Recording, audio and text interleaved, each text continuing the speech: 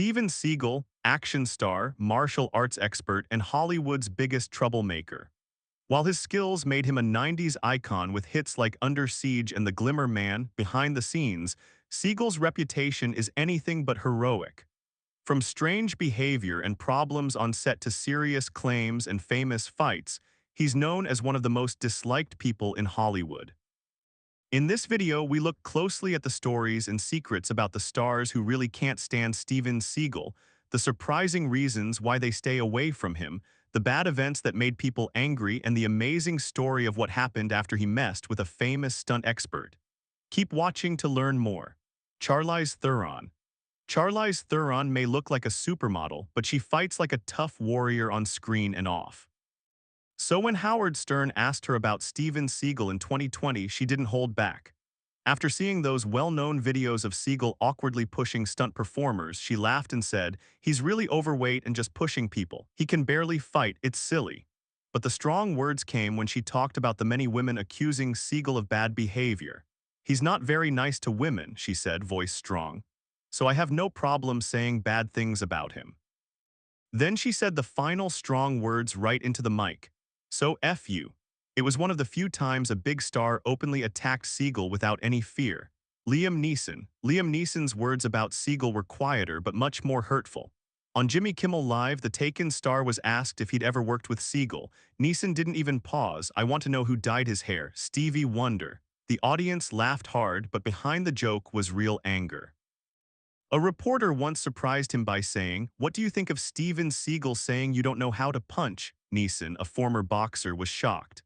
"I know how to punch," he said, eyes getting narrow as he told the story again. Then Kimmel made it worse, joking about Seagal's time in Russia.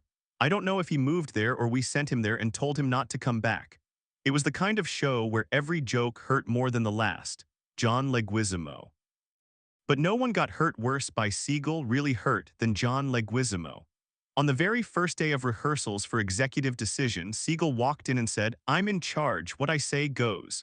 Leguizamo laughed out loud. Seagal didn't. Without warning, he pushed Leguizamo against a brick wall with an Aikido move that hurt him bad and made it hard to breathe. Breathing hard on the floor, all Leguizamo could say was, "Why?" Years later, he turned the bad moment into funny material in his Broadway show Ghetto Clone, acting out Seagal's moving arms and his famously strange way of running. When Seagal heard about the jokes, he reportedly said he would punch Leguizamo on the red carpet.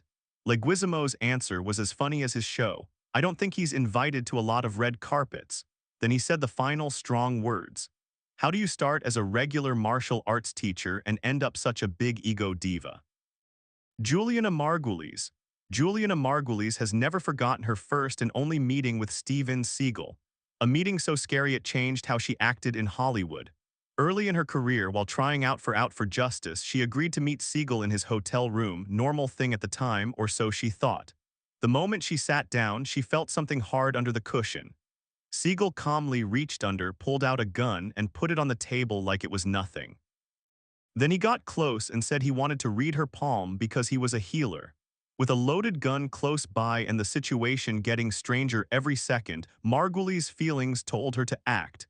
She ran from the room, scared and out of breath. Years later, she said that this scary meeting actually helped protect her. When Harvey Weinstein asked for a similar private meeting, she said no. The same trick that caught so many young actresses she'd already gone through once, and she was never going to risk it again. Portia de Rossi. Portia de Rossi's experience was the same scary pattern. Early in her career, she went into what she thought was a real final tryout with Seagal. Instead, he sat her down, talked about chemistry off-screen, and then without waiting, unzipped his leather pants. De Rossi ran from the room right away, shocked. But the shock got worse when she called her agent. Instead of being mad, she got a cold, mean comment.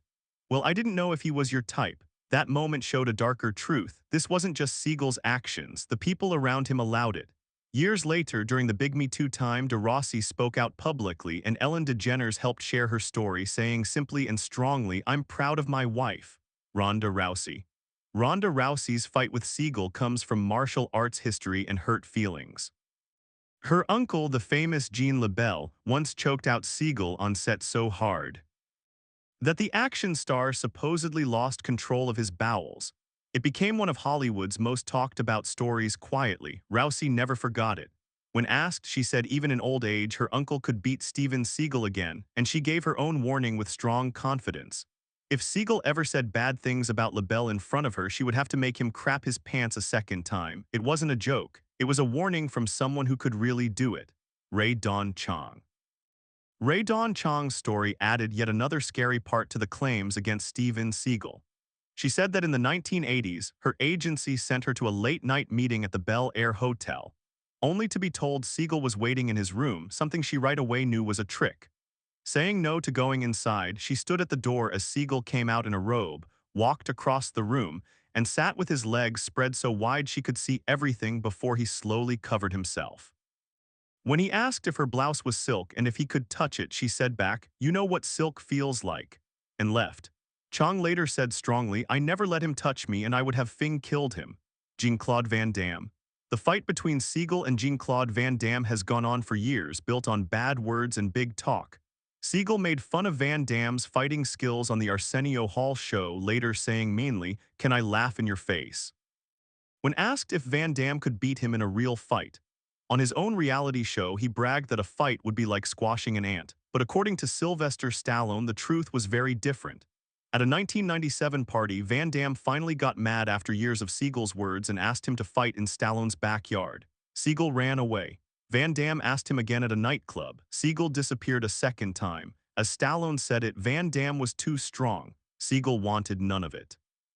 The SNL cast. Steven Seagal's 1991 time on Saturday Night Live is still known as one of the worst hosting times in the show's history. Cast members said he had no humor, got defensive, and was hard to work with. Tim Meadows remembered Seagal always complaining about jokes he didn't get. Julia Sweeney called his actions crazy, especially the time he locked himself in his dressing room because a sketch said Hans and France could beat him up. David Spade said it simply. He did not want to play along. Even Lorne Michaels took a public shot at him. When Nicolas Cage joked that people might think he was the biggest jerk ever on the show, Michaels said, no, that would be Steven Seagal. DMX. DMX's time with Steven Seagal was far from the nice partnership Seagal talked about. While Seagal publicly called DMX a gentleman, thoughtful, calm, gentle, the rapper remembered something very different. In a Strong interview, DMX said Seagal was a jerk with spray-on hair, making fun of the way he talked like an old slave master. He and his wife would joke about Seagal behind his back, and DMX finally called him one word, asshole. Even with the bad feelings, Hollywood money won out. The two worked together years later for Beyond the Law, showing that even the worst bad feelings can be forgotten for money. Jenny McCarthy. Jenny McCarthy's tryout for Under Siege 2 turned into a bad dream that she still talks about years later. She says Seagal stopped the tryout by asking personal questions, then told her to stand up and take off your dress because there was nudity. When she said no, saying there was no nudity in the script, he kept asking until she started crying and ran out, yelling, "Rent my Playboy video, you asshole." As she got to her car, she says Seagal grabbed her and warned her not to tell anyone. Years later, McCarthy hasn't changed her mind.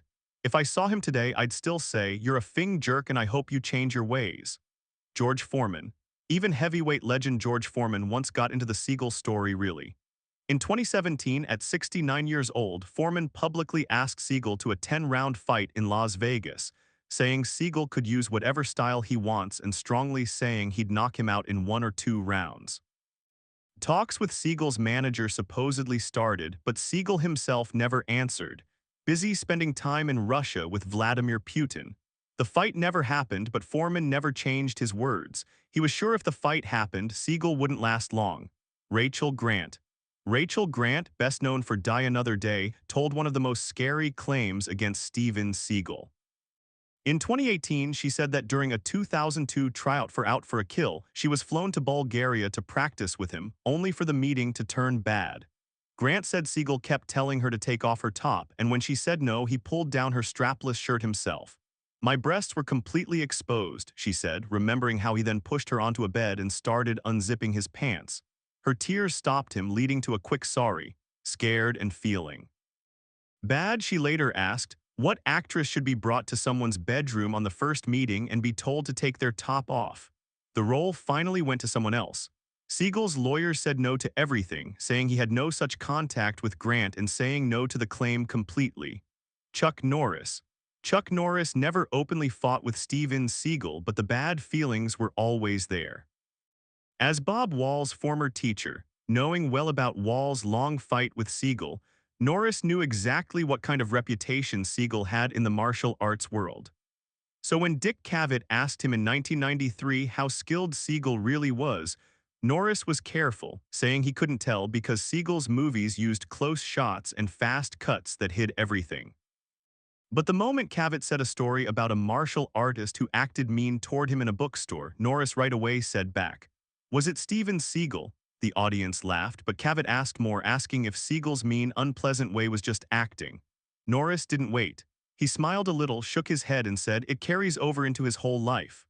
Unfortunately, and when Cavett jokingly asked if Seagal had ever stepped on his foot hard, Norris said the coldest words of all. No, he wouldn't dare. And that's just one story in a long list of problems, bad feelings, and real fights that have followed Steven Seagal throughout his career. What do you think? Is Seagal a misunderstood martial arts icon, or has he earned the bad feelings from so many parts of Hollywood and beyond? Share your thoughts in the comments below.